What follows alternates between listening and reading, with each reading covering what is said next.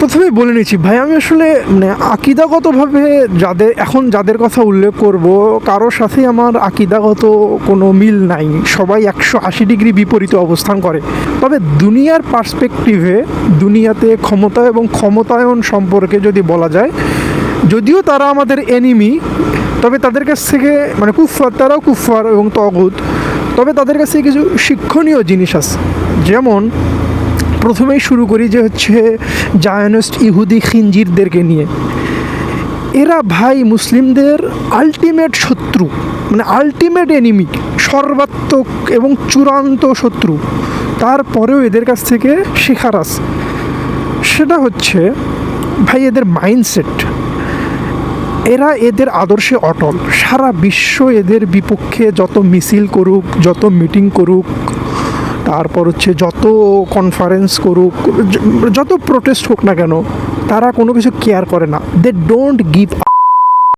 তারা ভাই নিজেদের আদর্শে অটল। এই মাইন্ডসেটটা ভাই মানে যখন আপনি অর্জন করতে পারবেন যে আসলে সারা দুনিয়ায় আপনাকে কে কে ট্যাগ দিল, আপনার বিপক্ষে কে কে ন্যারেটিভ তৈরি করলো, কে কি আপনাকে মানে বললো না বললো, এগুলো নিয়ে যখন আপনি মাথা ঘামাবেন না, এগুলো যখন আপনার আদর্শে শতভাগ অটল থাকতে পারবেন, ওইটা হচ্ছে আপনার আদর্শিক জয়, ওইটা হচ্ছে আপনার আদর্শিক বিজয়। আদর্শে একচুল ছাড় দেওয়া যাবে না। এইটা হচ্ছে ইসরায়েলি ইহুদি জায়নিস্টদের কাছ থেকে শিক্ষণীয় একটা বিষয়।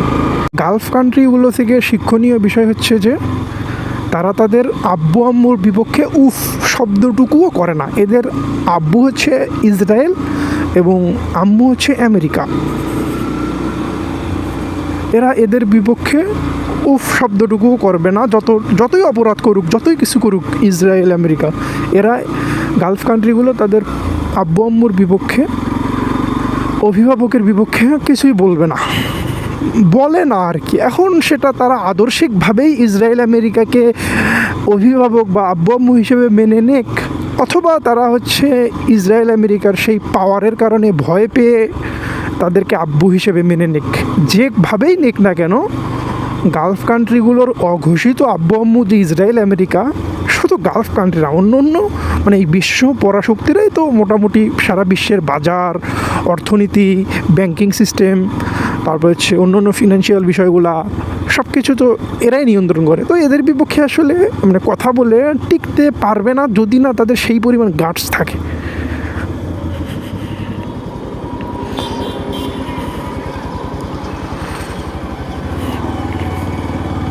তো বিষয়টা হচ্ছে যে নর্থ কোরিয়া কিন্তু হচ্ছে এদের ভঙ্গুর অর্থনীতি ব্যবস্থা, অতটা জিডিপি এদের অত বেশি না।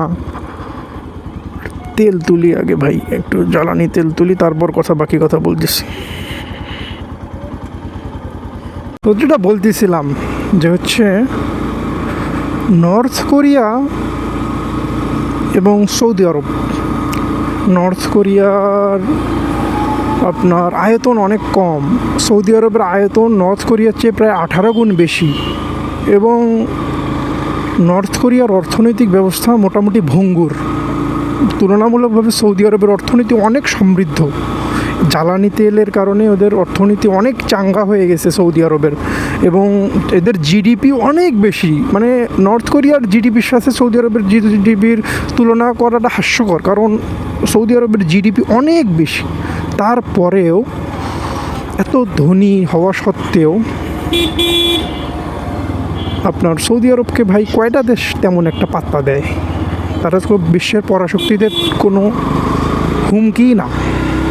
কারণ হচ্ছে ভাই বিশ্বে ক্ষমতার জন্য শুধু অর্থ থাকলেই যে হবে তা না, আপনার হচ্ছে সেই পরিমাণ গার্ডস থাকতে হবে এবং অস্ত্রের দিক দিয়ে সমৃদ্ধ হতে হবে।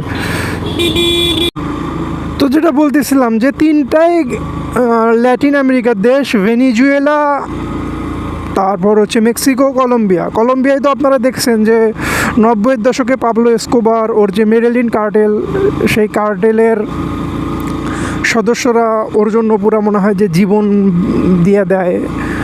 ভাঙচুর, আইন নিজের হাতে তুলে নেওয়া, মানে কিলিং থেকে শুরু করে যা যা করা লাগে, প্রশাসনের লোকদেরকে ধরে ধরে হত্যা করা, এগুলো সবই করছে বলা যায় এই মেডিলিন কার্টেলের লোকেরা।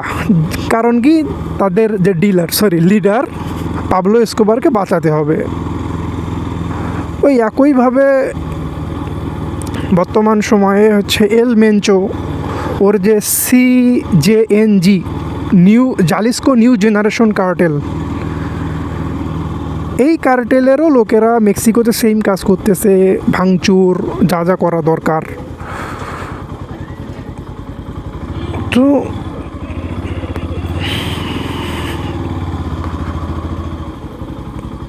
বিষয়টা হচ্ছে যে